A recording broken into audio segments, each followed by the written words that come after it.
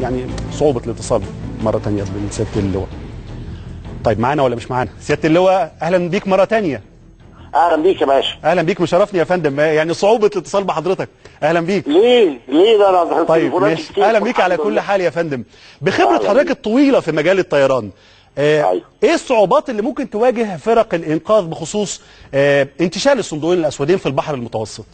انت قلت المفيد فعلا ان هم الصندوق الاسود بتاع البارامتر بتاع الطياره والصندوق الاسود بتاع الاتصالات اللاسلكيه، دول اهم قطعتين جاري البحث عنهم حاليا.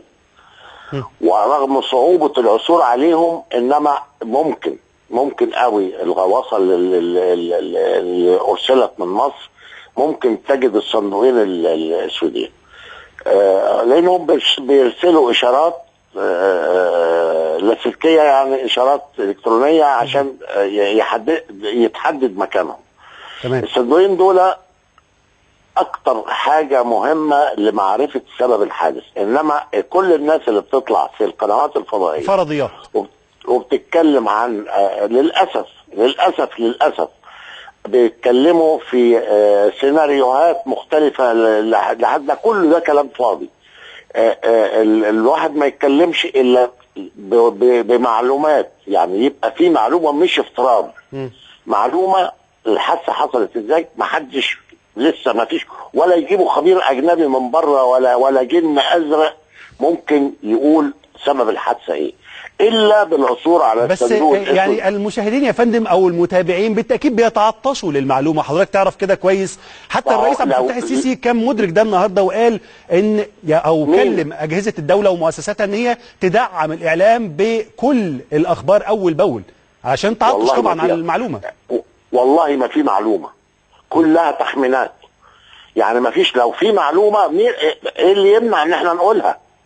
ما فيش اي حاجه تمنع ان احنا نقول المعلومه. طيب المعلومات اللي بترد من فرنسا، يعني جبهه المعلومه بتاعت الدخان بالتاكيد تحترم. يعني معلومه الدخان اللي حصل في الطائره تحترم وتبحث بعد الوصول الى الصندوقين الاسودين. طيب سياده اللواء، يعني ممكن لحظه واحده بس يا فندم، كون ان في معلومه بترد وما نتكلمش عن فرضياتها او عن اسبابها او عن ايه اللي ممكن تؤدي ليها، ده ممكن يدي مجال للشائعات على مواقع التواصل الاجتماعي وهيدي بلبله للمشاهد. مواقع التواصل الاجتماعي بتتكلم اي كلام، اي كلام. ما علشان كده احنا مش عايزين اي كلام. يعني يجيبش شوف، في حادث طائره ومتوقف عليه، يعني وراها قد يكون مشاكل ما فيش داعي ان احنا نتكلم فيها ونقول حاجات افتراضيه. لو في معلومه ان كان في دخان في الطياره،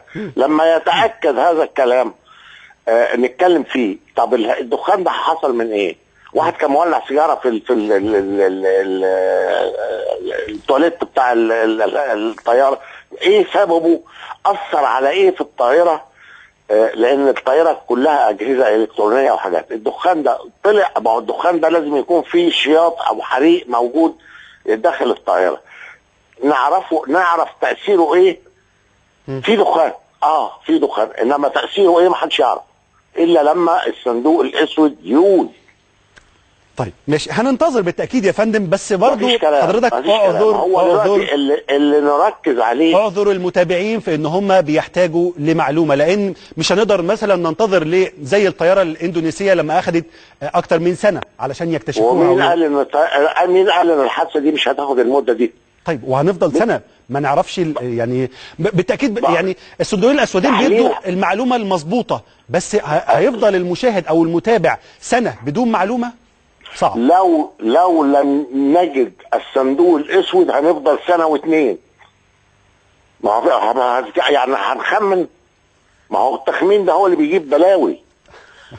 النهارده دلوقتي اتمنى يا سياده اللواء يعني سرعه ان شاء الله ايجاد الصندوقين الاسودين علشان نعرف السبب. مين قال ده؟ الرئيس نفسه مهتم وبعت الغواصه النهارده من وزاره البترول جدا انه يصل الى سبب الحادثه باسرع ما يمكن. طبعا النهارده نركز في عمليه البحث. يعني نبتدي نتكلم في عمليه البحث وتعاون الدول كلها في البحث عن حطام الطائره والصندوقين الاسود. يعني البحث دلوقتي بيتركز ان شاء الله يجدوهم بشكل سريع. سياده اللواء طيار نبيل شكري مساعد قائد القوات الجويه سابقا ورئيس جمعيه الطيارين المصريين سابقا، بشكرك يا فندم شكرا جزيلا. نرجع مره